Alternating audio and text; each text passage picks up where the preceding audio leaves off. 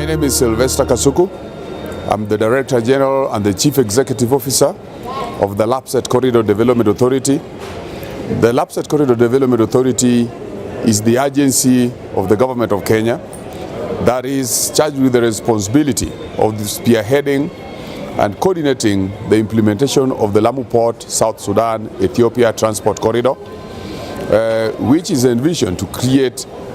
a land bridge across the African continent, beginning with the Lamu Port, with highways and railways connecting Lamu Port with the neighboring countries of Ethiopia and South Sudan, as well as running across the African continent to the port of Douala in Cameroon.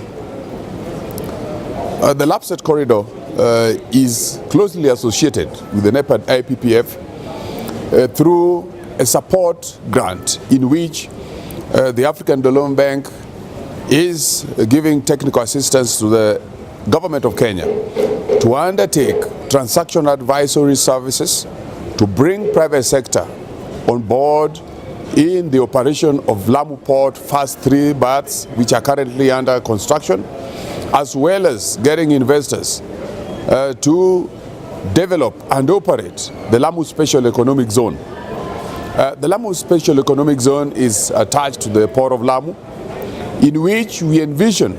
to twin a strategic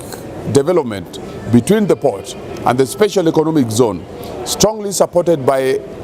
a diverse industrial base, from heavy industries to medium industries and to small-scale industries. All these are meant to strengthen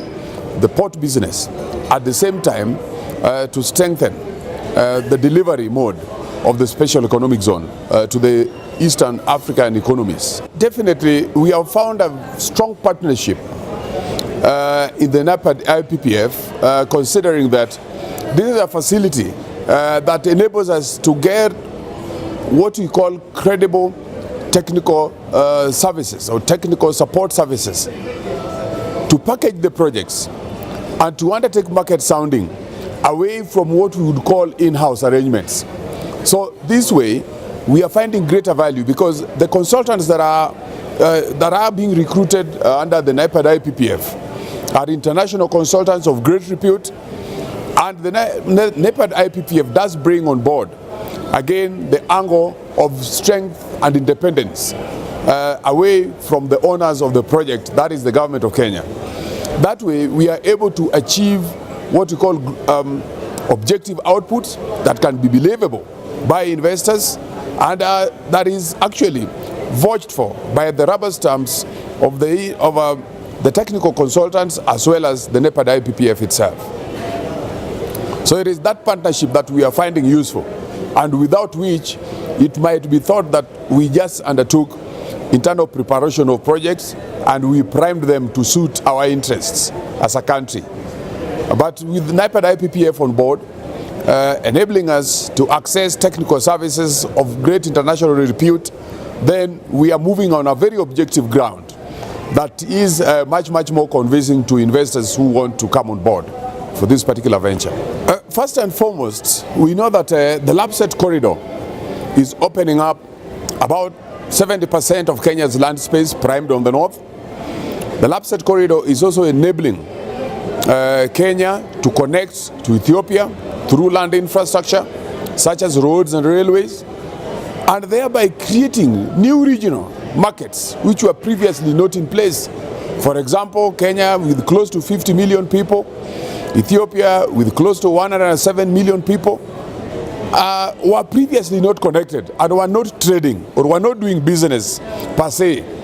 because there was no infrastructure to enable that to take place. So with the connections through the Lapsset Corridor, therefore, a new regional market of over 150 million people has been created. Again, the Lapsset Corridor enables us to connect to South Sudan directly, and to enable South Sudan to also to be able to access Kenyan ports, particularly Lamu Port, that is directly connected to the corridor that goes to South Sudan, so that the South Sudan economy again can get much support in terms of port services for its economic activities. And to zero in on the impacts to youths and women, we do realize that most of the marginal areas, or most of the areas which are currently considered to be marginalized, have greater negative impacts on women and youth, because the youths are greatly unemployed, women are disadvantaged, and opportunities that are availed elsewhere in areas which have got greater infrastructure are not equally available on the LAPSSET corridor due to lack of infrastructure. So infrastructure, being a major enabler to development activities, is therefore